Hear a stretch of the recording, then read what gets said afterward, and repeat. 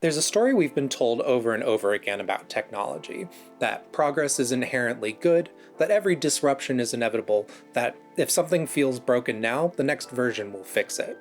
Crypto was supposed to fix digital money. The blockchain was supposed to fix online trust. Web3 was supposed to fix the internet, and yet here we are. I've been a reader/listener of Molly White's Citation Needed for a while, and at a conference she presented at, I asked if she'd meet with me to discuss her work. Molly is an independent journalist, a longtime Wikipedian, and one of the most vigilant people online documenting the failures, contradictions, and unintended consequences of the crypto industry.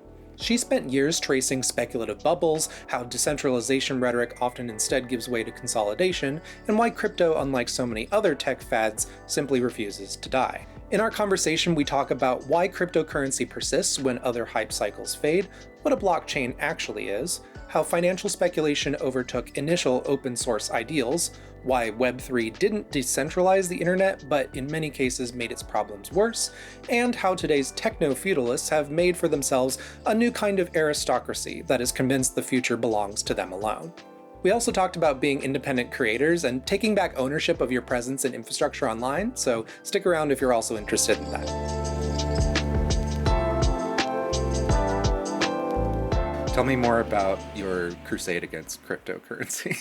Well, I mean, I've been sort of focused on this for a couple of years now. I've been really focused on just sort of the issues in the cryptocurrency sector and the failure of the crypto industry to really live up to a lot of the promises that were being made, especially during the sort of 2020 era boom and interest in the cryptocurrency world. There were all of these very sort of utopian ideas about how blockchains were going to solve pretty much any issue that you could think of. You would talk about something that you were having problems with, and someone would show up and be like, "Have you thought about using a blockchain for that?"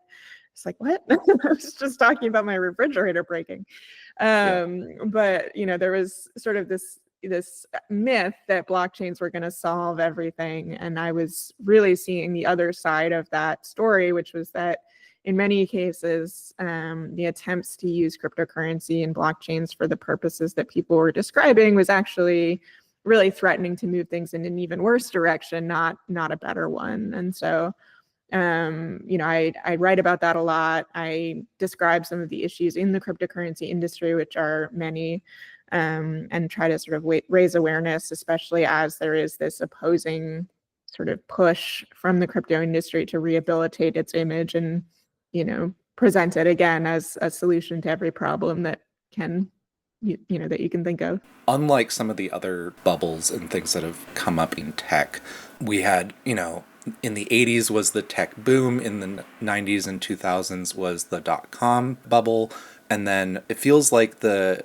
mid to later teens and 20s, we really saw kind of in quick succession blockchain, crypto, NFT, and now AI. Every couple of years now is this new thing that is capturing VC's attention and directing huge amounts of money towards unicorns, right? How do you feel like crypto, instead of some of these other things, has nonetheless persisted despite other, what are the more ephemeral qualities of some of these other tech interests? Yeah, it's a good question, because you're right that, in some ways it's very similar to a lot of the tech hype cycles where, it sort of blows up and then it goes away. But it never really goes away in the way that some other tech things have. And I think it really has to do with the fact that crypto sort of follows its own pattern of boom and bust. We've seen historically, going back to 2009 or so when Bitcoin first emerged, there has been this really cyclical nature to this, where it goes through these price spikes that tend to correlate with spikes in interest, and then everything falls apart, people move on, and then we sort of repeat the cycle. And that's happened 3 or 4 times now. And it's just getting more dramatic every time, where, every time the price goes higher and then crashes further, more people get sucked into it. It enters the mainstream more every time. And I think the reason for that is that there is this financial element to it that is not sort of inherently tied to the other technologies. Obviously, there's huge amounts of money flowing around when it comes to AI and things like that, but there is no sort of AI asset class in the way that there is with crypto. And so you end up with these sort of weird speculative, financially speculative elements that are sort of inherently built into the technology in ways that they aren't so much with whatever the tech industry is focused on as the next big thing.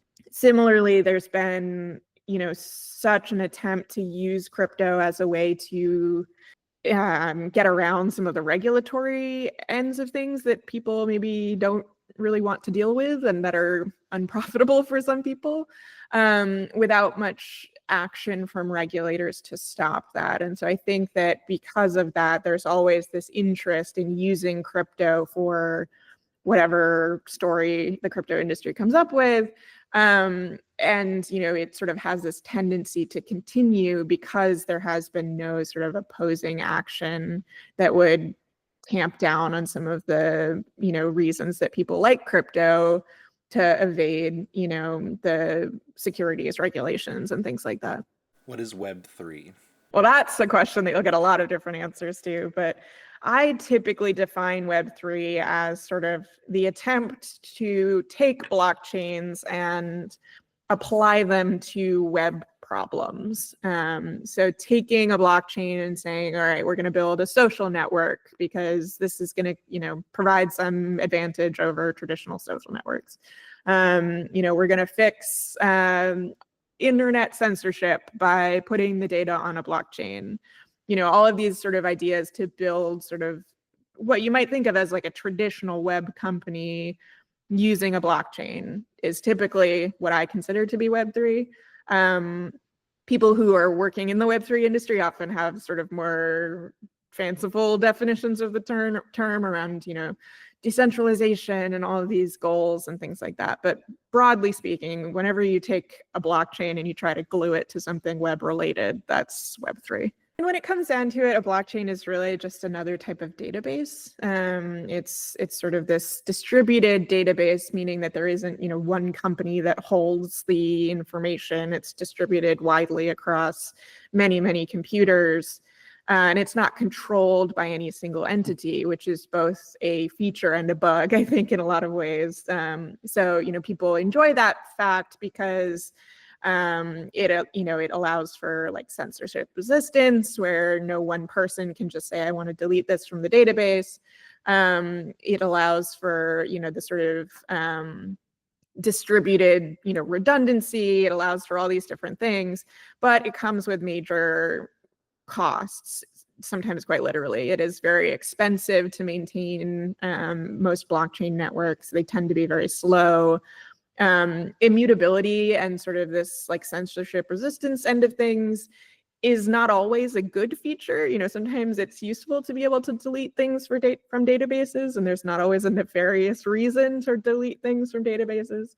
So, there's certainly trade-offs there. But, one of the central features of blockchains is that in order to maintain this database, you have what is called a cryptocurrency. And that is this sort of digital token that is traded around both for speculative purposes, but also to maintain the database. That is how the people who are running all of these distributed computers are getting compensated. So, if you're running a Bitcoin node or something like that, you receive some amount of Bitcoin for the efforts that you put in. And then, assuming that the Bitcoin price behaves as you desire, you might profit from that. So that is sort of how this database differs from something like, a plain old SQL database or something like that, that maybe a company is just storing on a server in a basement somewhere. You've helpfully segued into my next question, which is, I feel like there's a lot of good intentions behind the development, at least initially, of blockchain. I feel like there's a lot of sort of that history and tradition of what is known as open source.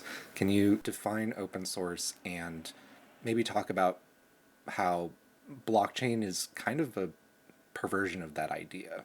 Yeah, I mean, so open source is really just the idea of opening up the software that you're developing so that anyone can use it, contribute to the software project, benefit from it, without having to buy a license or, things like that, and actually be able to access the code in ways that you often can't with proprietary software. And in many cases, but not all, open source software also has, a strong community element to it where the community is really driving the direction of the project in ways that they might not be with, a proprietary software company that's trying to benefit its shareholders and things like that. Obviously, many different open source projects operate in very different ways, but that is a sort of common thread to many of them. Blockchains and cryptocurrency projects are sometimes open source. The blockchain software tends to be. The projects built atop of it sometimes are and sometimes are not. And you're right. I think that in many ways they have goals that a lot of people would, describe as pretty noble. I think that a lot of the things that, people who are interested in Web3 were talking about were very noble goals. They were ones that I share, around increasing access to software, to information, decentralizing control so that, it's not just the big, handful of tech companies running the web, all sorts of things like that. But when it comes down to it, the application of blockchains to a lot of the things that people were trying to use them for ended up really sort of worsening a lot of the problems in ways that people seemed not to expect or perhaps just willfully overlooked. There is this really financial element to any cryptocurrency project that you really can't avoid because it is so baked into how the software works. And so people were talking about, oh, we're going to improve on the open source model by using cryptocurrency values. We'll create these communities called DAOs that are, it's an acronym for decentralized autonomous organization. And that's how we'll coordinate all of these open source projects that are often very difficult to coordinate. But in many cases, they sort of overlook that when you are using those models to pursue a goal, you end up often with two often conflicting goals. You have the original goal of the community, which might be to develop open source software to help people, I don't know, run a social network or something like that. But then you also have this diverging goal of people who want to buy the token for the DAO and they want the number to go up. And sometimes the goal of making the number go up is not necessarily aligned with the goal of writing better software. And so you end up with these really difficult issues in the sort of economic sense. It's this whole other layer to a lot of the complexities that we see in open source software a lot of the time. And so I think that, in many cases, people sort of saw all the good potential and the, noble goals, and they were like, great. And they sort of overlooked the other end of things, which is something I've been sort of trying to draw attention to in much of my work, is that there is this downside to a lot of these technologies that is going either unnoticed or, again, willfully overlooked. Since the 90s and the turn of the millennium, there was a sense of techno-optimism. The web was open. The web was neutral. The internet was this great new technology that forever changed human communication and information exchange. I feel like the trend, instead of everything's going to be this incredible global community of people contributing to a greater human enterprise, has instead trended towards silos and privatization and niching down and centralization rather than decentralization. Have you noticed a similar trend? How has the promise of the internet gone from, Web 1 to Web 2 to Web 3? Yeah, I mean, I think you're right that there was a lot of optimism early on when it came to the web. I think some of that optimism was probably overly optimistic, this idea that there could not, the web was going to be only a force for good. that everyone was going to sort of overlook their differences and come together, and, solely because of this new medium to communicate and connect. And, the reality is that there are other forces at play. It can be very profitable to run a web company.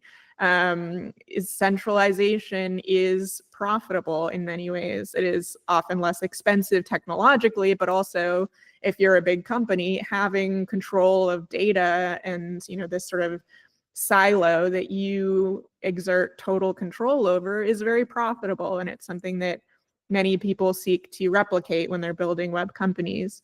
And so I think that sort of the natural forces of, capitalism, and not that capitalism is a natural force, but, it's certainly a ubiquitous one, really sort of came into play. And there was this sort of reality check on a lot of that optimism.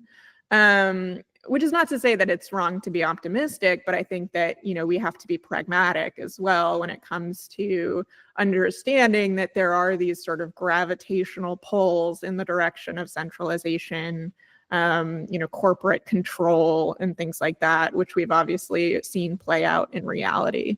And so, I think there has been a shift in that optimistic perspective, where now you hear people who are sometimes, almost pessimistic about the future of the web and where things are going. I think a lot of people are just a little bit more realistic about it, and they understand that, there is this tension between the optimism, the open ethos, the goals for this sort of wonderful neutral substrate that, can produce anything, and the desire of, corporations and individuals to, create these silos that are very profitable. That tension exists, and it's something we need to really reckon with. And so I think, there's been a shift in terms of the sort of maybe starry-eyed early days towards a little bit more of a mature perspective on things, where it's like, okay, now we have some history to look back on. How did things actually stack up to our expectations? We talked about how there's a community aspect to technological progress, and that direction is open source and net neutrality. Before we talk about the good side and how people are persisting against these bigger forces, what are some of the pitfalls or ways that you've seen this new class of techno-aristocrats still coalesce everything, and they're blind to their own ideals, right? They're espousing this is going to be great for everybody, but they're not doing the community building or the policy work that helps the most people. They are backing authoritarians and bringing everything under their control. That's the opposite of their espoused ideals. Yeah, I think it's generous to sort of take a lot of these people at their word, when it comes to technology making the world a better place, and creating better lives for people, and only ever doing that. They certainly have stated ideals, which are often very, again, noble, around, developing technology to better the world. But I think that when you actually look at their actions, you often see something very, very different, which is that these are people who are unconscionably wealthy, who are using their power and their wealth to further enrich themselves, not to better the world. And I think that this sort of techno-utopianism that a lot of them espouse is a convenient cover for that, where it is much easier to say that, look, I'm developing this technology to go to Mars because I want to save the human race, not because I want to become even more disgustingly wealthy, right? It's much easier to sell one of those two stories. And I think that, if these people were truly motivated by a desire to improve the world, humanity, things like that, we would see a very different set of actions from them. They would be using their wealth to support people, to better people's lives, to, work on the climate emergency, to, increase access to basic necessities. They would not be, working on toy projects that they, personally enjoy, that enrich them personally. They would not be supporting fascists. It's pretty clear when you look at the actions versus the words that, perhaps the words are just convenient and not really a true ideology. Even the Carnegies and the Rockefellers built, art houses and zoos and natural history museums and theaters and third places, public goods, right? They got to slap their name on the outside of a wing of some, museum, and that was like legacy building. I mean, some billionaires are highly philanthropic. They're sort of not meaningfully using, substantial portions of their wealth to actually achieve what they say are really driving goals for them. If it is your life's goal to save the world and better humanity, then I don't see why they're billionaires, right? Like, that money could go somewhere else.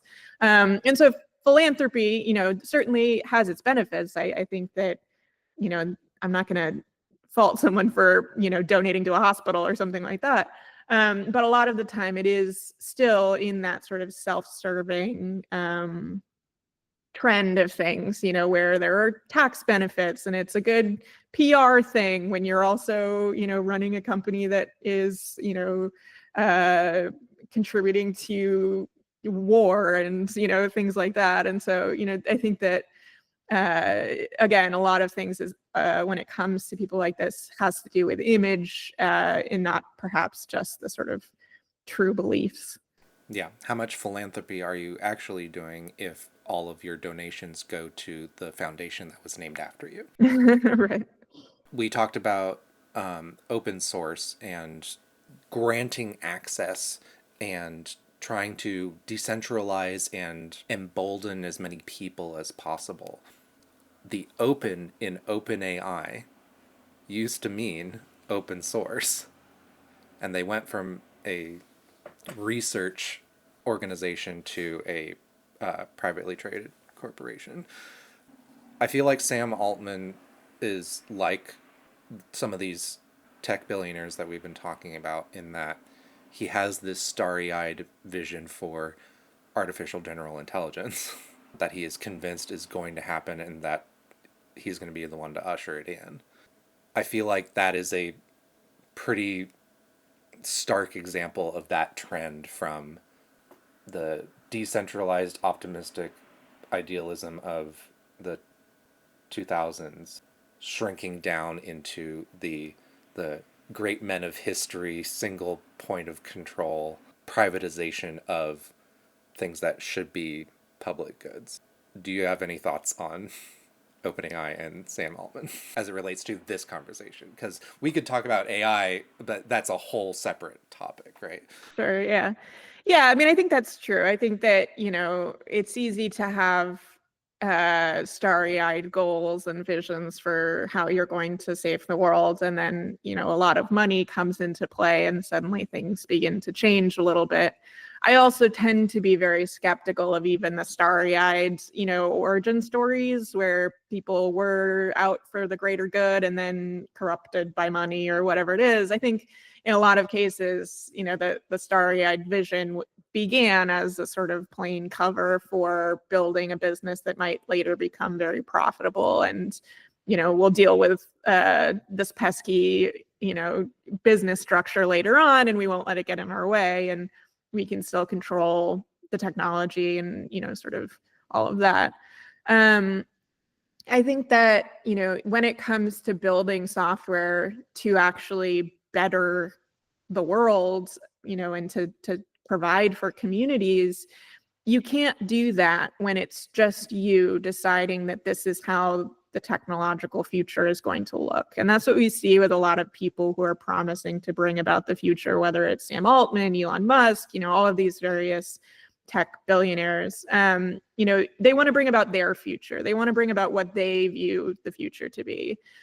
if they were truly motivated, I think, by truly benefiting humanity, they would bring humanity into that conversation. They would ask those questions around, is this even something we should be building? Is this something that will help you? How will it help you? How can we help you? How can we make sure that this technology augments and contributes to your communities and your well-being, versus, in some cases makes lives worse for people, which we've seen with AI. I mean, we've seen how in order to run these companies, there's this enormous extraction that happens from the same people that a lot of these people running the companies claim that they're helping. They are extracting physical natural resources for chips in often incredibly poor labor conditions. There is this extraction when it comes to actually training the models, where there are these people who are often very poorly paid, completely unrecognized, who are doing traumatic work to train AI models. There are these negative ramifications of AI models that are impacting people in ways that are clearly not benefiting communities. We see this in terms of bias in AI, where there are real negative, sometimes life-changing impacts from this software that is developed without the input from people who it is ultimately affecting. So again, how much people are truly pursuing these utopian visions that they claim to have is put into question, I think, by the actions when it comes to running the companies. If they were truly looking to benefit humanity, I think we would see something very different. We've seen this happening with AI. We've seen it happening with crypto. When it comes to Bitcoin, there are these, basically they are reviving abandoned power plants to power Bitcoin mining, which is incredibly labor or electricity intensive, rivaling entire countries. And there's this idea that, technology is good and energy use is good because it furthers technology, and, damn any negative repercussions of that on people's lives who are, suffering because of the climate change that is happening. There is now this unreasonable, I think, belief among some of these techno-utopians. And again, whether it's a belief or just a convenient excuse, who's to say? But, if we put enough money into this, if we put enough electricity into this, then the computers will solve this problem for us, which to me, I think is a convenient way of saying that's somebody else's problem. We'll continue to do what's profitable for us. Yeah. I grew up loving science fiction, right? I have been fiddling with computers and technology since childhood, right? The promise of technology has been around since the middle of the last century in terms of how it looks today. And then the Industrial Revolution was, the start of the idea that technological progress is always, towards a better future where each subsequent generation is better off than the last. And I feel like that graph is flattening out in ways that people are not willing to accept, because for several generations now it has been an exponential curve upward. This is the dark side of retrofuturism. We've had several aesthetic and cultural shifts and interests in space exploration, in the 50s and 60s, the atomic age in the 40s and 50s. The Cold War saw a lot of aerospace innovation, and then the late 80s and 90s became all about computers. The technological idealists of today are retrofuturists. Their idea of a future is one that was set by science fiction, that they're going to try and make the Jetsons happen. They're going to try and make Heinlein happen. They're going to try and make Star Trek happen. And as much as I love Star Trek, that is the 60s, in Next Generation's case, 80s and 90s, idea of the future. These techno-idealists with old-fashioned ideas of what the future will look like without considering what it's doing now is retrofuturism. Hmm.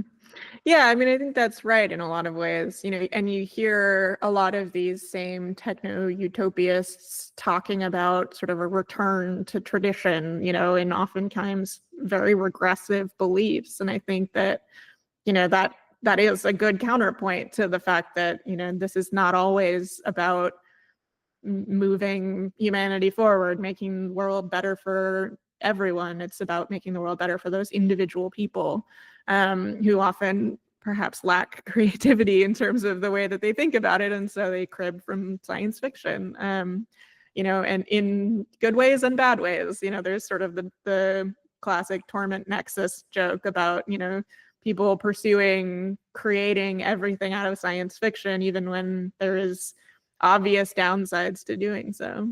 There are people who are, despite everything, trying to use what they've got to promote open source, to keep the web neutral, to use the internet for community building and information exchange and things like that. So I want to go through some projects or other efforts maybe that we've noticed to sort of like counteract this really dour portion of the conversation with what else are just average people doing that maybe the media isn't as focused on, but is a way that the internet is being used either for its intended purpose or a new purpose that only today would produce. Yeah, I mean, I think you're right that, for all of the headlines about techno fascists, trying to bring about the torment nexus, there are a lot of really sort of beautiful things happening on the web and because of technology. And, that's why I do consider myself to be an optimist when it comes to technology, even though I am realistic about the negatives that technology can certainly bring along with it. I can also see the sort of wonderful things that are happening with it because of people who really care and who do truly espouse the views that a lot of these, very wealthy people only claim to espouse around bettering humanity, about making the world a better place. I'm a long-time Wikipedian, and so I often go back to Wikipedia as one example of such a project where, it is ultimately run by a community of volunteers who are not compensated for their work in any way, who are just trying to make this compendium of knowledge available to anyone with an internet connection, and often to people without an internet connection in some cases, who are pursuing neutrality and high quality information and verifiable sourcing, and not giving in to the idea that there are these alternative facts that, if you just shout loud enough, they will become truth. And so, I see Wikipedia as a very powerful force for good in the web, certainly not without its flaws. And again, I'm a realist, I'm not a utopianist. But that is a really wonderful example, I think, of how people often from very disparate backgrounds can come together and work towards something that is collectively benefiting humanity in truly immeasurable ways. I see the same thing with a lot of open source projects, where people are just putting in hours and hours of time, often uncompensated, to produce software that in many cases is holding up some of the world's key infrastructure in terrifying ways, where, it is absolutely unbelievable that that is going uncompensated, but yet people are still doing it because it is the right thing to do. A lot of what I am optimistic about these days is sort of the redesigning of social media away from some of the original paradigms that emerged, where the social network was Facebook or Twitter or some major corporation that controlled every aspect of it, and had this sort of benevolent dictator model where hopefully they do the right thing when it comes to content moderation, or allowing access to this technology, or how they decide to monetize their software, and so on and so forth. But unfortunately, not everyone does the right thing, and things change, and what we have come to rely on as almost critical infrastructure in many cases has now sort of shifted to become unreliable, sometimes actively detrimental. And when that, I think, especially as that has happened, we have seen some of these projects, which I should say have been going for quite a long time. It's hardly like Elon Musk bought Twitter and then someone invented Mastodon as a response. There's been the Fediverse for a long time, but people, I think, really saw the need for technologies like the Fediverse and for new models that do away with some of those sort of trust-based structures around, okay, the benevolent billionaire is going to make sure that this is the town square. And realizing that, we need to take control of these things for ourselves. We need to establish a presence on the web that is built in the way that we desire and governed in the way that we believe is best.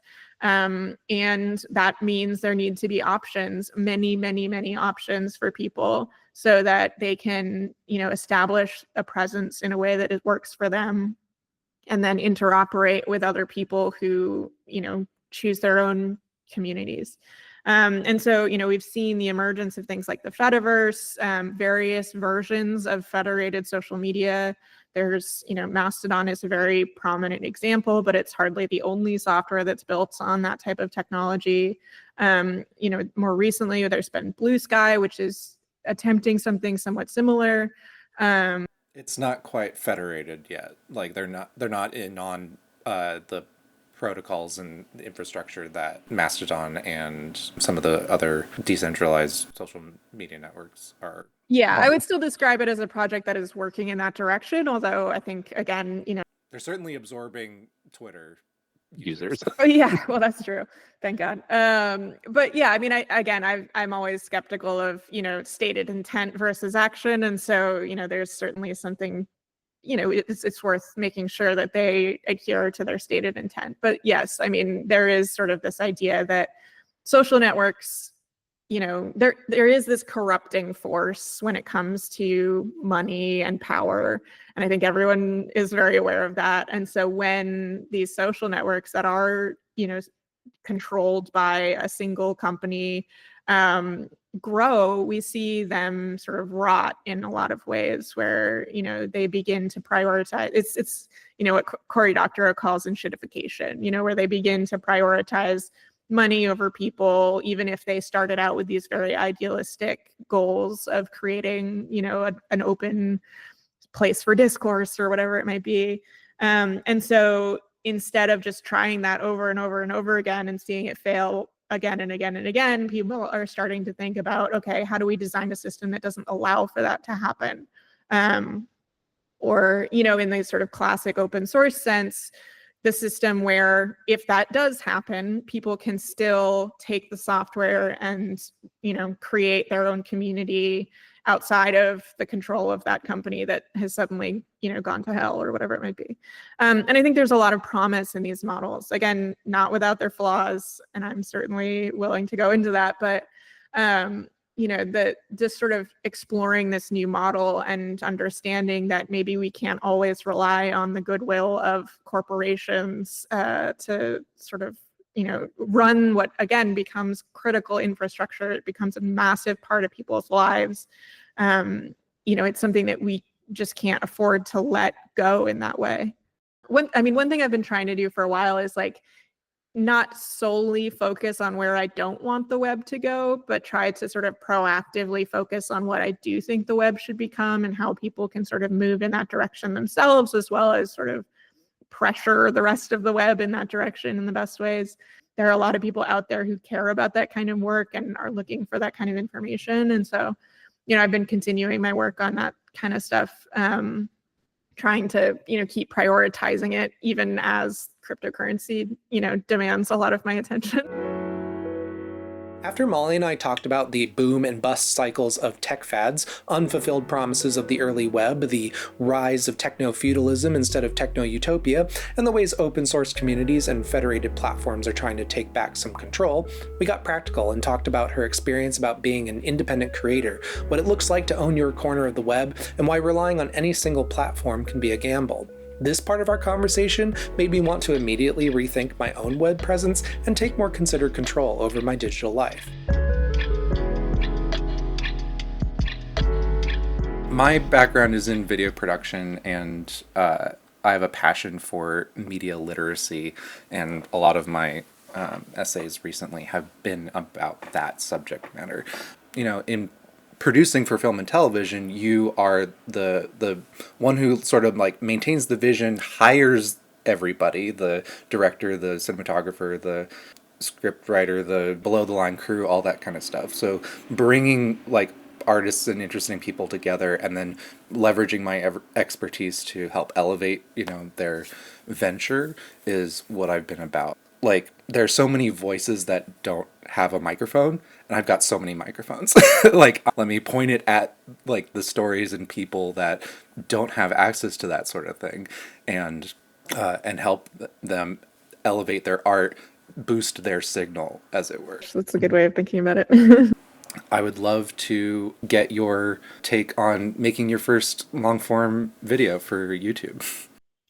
Yeah. I mean, I think the media landscape has really been changing a lot and rapidly in terms of how people like to sort of receive information and, understand events around them. And so that was sort of an experiment on my part to sort of see how the video production end of things goes, if that is a feasible thing for me to do, if it is a better way for me to reach people, because ultimately the medium is not necessarily the most important thing to me. It's really the message. And so I was sort of experimenting with that. It was a really interesting process. I really enjoyed it. I definitely am interested in doing more of it. It's a lot of work, so compared to, you still have to do all the writing that you might do in sort of a long form written piece, but then you also have to do the recording and the editing and everything else that goes into it. You are an independent media professional. You have your own website, you blog, you make videos now. What is your little corner of the web like, and how do you manage it? How do you run it? Yeah, so I have several websites, and I'm a writer primarily, which I do in sort of like blog/newsletter form. But then I run, Web3 is going just great, which is a separate blog that sort of specifically tracks the crypto industry. I run something called Follow the Crypto, which is a election spending tracker for specifically with respect to crypto industry lobbying. And then I have my own personal blog, and sort of my own little social network of one, where I just sort of put my thoughts out into the void.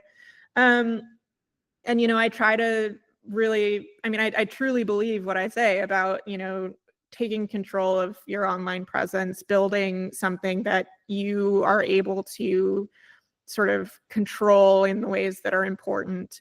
And so, I've always been very cautious about, making sure that people can follow me via RSS, for example, so that, if Twitter goes, explodes tomorrow, they can still find my writing.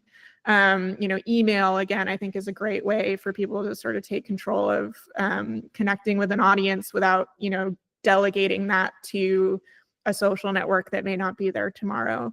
I use a strategy that's called Posse for a lot of my writing, which is called post on own site, syndicate elsewhere. So most of what I post to social networks, I've actually posted to my own website first, and then it goes out to Twitter, Mastodon, Blue Sky, Threads, whatever social network emerges tomorrow. But there's always a copy of it on my website under my control. And if Twitter bans me or, Blue Sky goes up in a cloud of smoke, I'll still have that there. People can still follow me at my domain. They know where to find me. It's easy to swap out a social network if one becomes completely untenable or if a new one comes along. And so, that's sort of the strategy that I follow when it comes to having a presence on the web, because I think it's a scary thing to do these days, to be someone who is so dependent on the web, to be, a writer or a YouTuber or something like that, and being so closely tied to a single platform. I always think back to, some of the earlier days on Twitter when people were building whole companies based around Twitter that were like, a Twitter reader that you would download, and they had a whole app and they were running a whole business. And then like practically overnight, Twitter was like, we don't want that anymore. And they just like shut off access for those people and their whole businesses.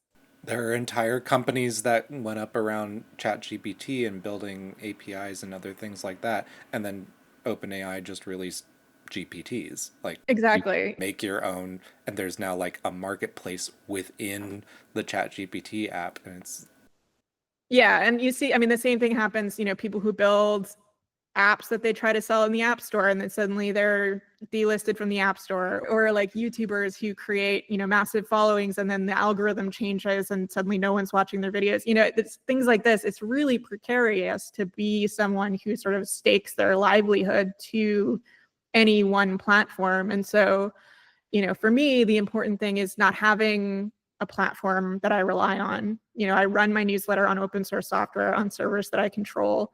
I run my website on open source software that I wrote and shared so that other people can use it.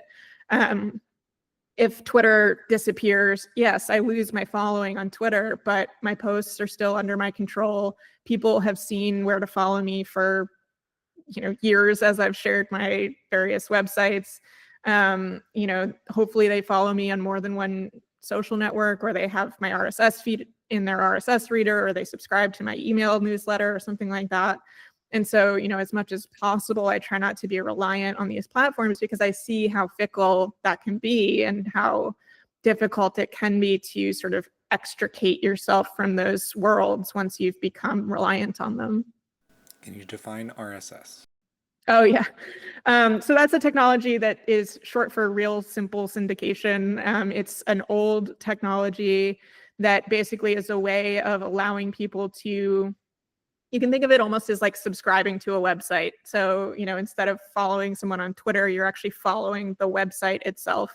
And you use whatever piece of software you prefer to have, that acts as your reader.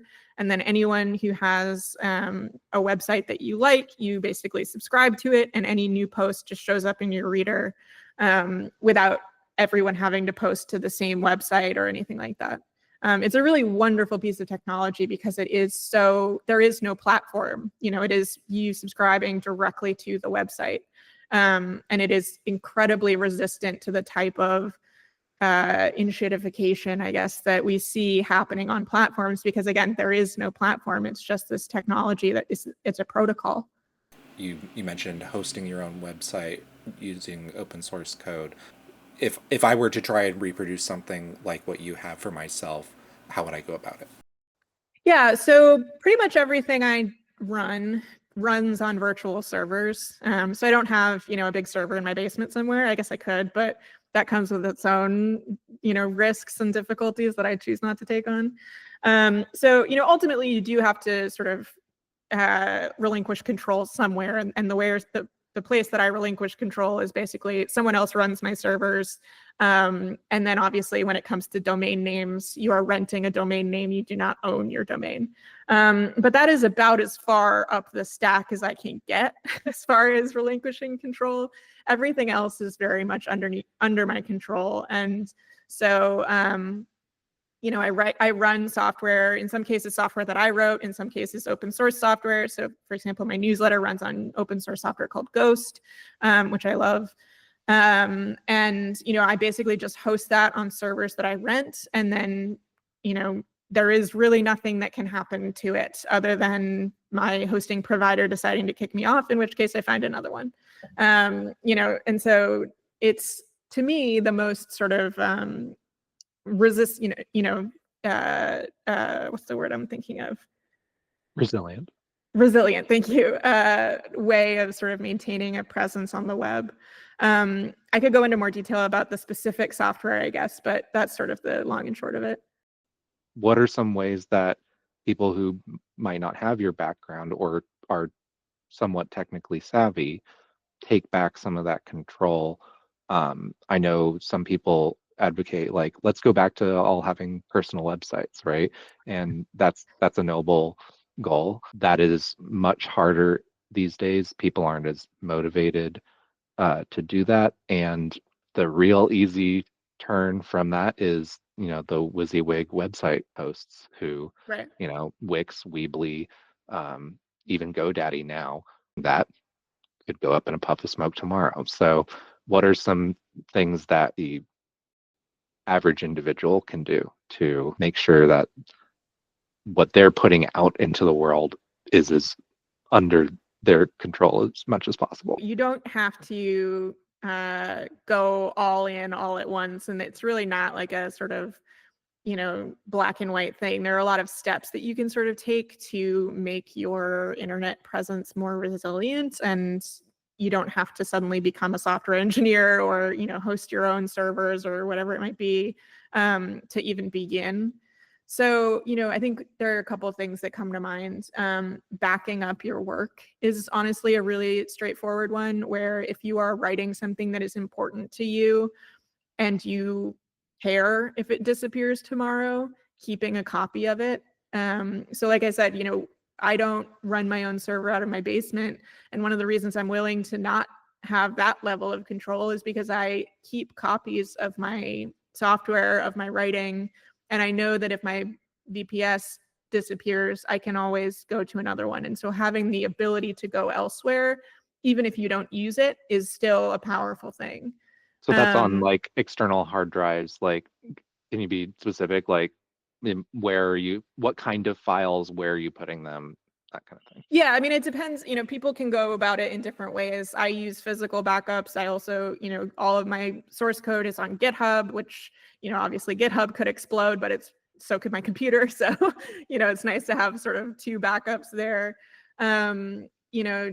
Basically whatever you're most comfortable with, storing files on your computer, external hard drives, data, cloud storage, even, having sort of multiple points of failure instead of just one goes a long way in that respect. Going back to sort of, establishing a presence for yourself that you control, having a website on one of those website builders is still, I think, a good step. It's not fully within your control, but it is also not, an account that might get banned on Twitter or something like that. And so, that's a good step in the right direction of having a website that is fully under your control someday. I'm also a big proponent of domains. I think if you're going to pay for one thing to pursue this goal, renting even a really cheap domain and just pointing it at something and making that your identifier is a really powerful thing. Even if it's just, a cheap domain, you point it at, again, your Twitter account, it doesn't matter. Now you have the ability so that people who know that domain, who know you by that domain, if Twitter explodes, if you decide you can't conscionably, remain on that website, you can redirect that domain, and that is still your identifier that points to the place of record for you. And maybe someday it'll be your website that you do control, or it'll just always be you somewhere. You can also use it for, I think email is a really important one. So for example, I have a domain that my email address is molly@mollywhite.net. And in the background, it's still just Gmail. Like, I'm not running my own mail server because that is a fool's errand. But it does mean that if Gmail decides to totally shitify itself, I can swap out that email provider under the hood. Nobody that I email with would even know, probably. And they can still all find me. And I don't have to do that whole thing where it's like, hey, I know you're using this email address that you found 15 years ago, but I'm over here now because I'm not at gmail.com anymore. So there's a lot of power in having a domain that is under your control, even if it's going somewhere or it's connected to services that aren't. It's a great step in that direction. Every few years, the tech industry finds a new way to pitch the promise that this time the right system will finally fix everything. Crypto's promise of a new system for decentralized global finance has yet to materialize. It continues to fail at becoming the world's universal currency because speculation was built directly into the system from the beginning, and because financial incentives overrode the social good it was meant to provide. And that same pattern keeps showing up again and again, whether it's social media, generative AI, or whatever the next inevitable technology is supposed to be. After speaking with Molly about owning and controlling her online presence, I started to look into ways to do the same, and perhaps move away from the big platforms that dominate so much of our digital lives. A lot of my cursory discoveries about the independent web ended up being showcased in a recent video by Onion Boots called Indie Web versus Indie Web versus Web Revival.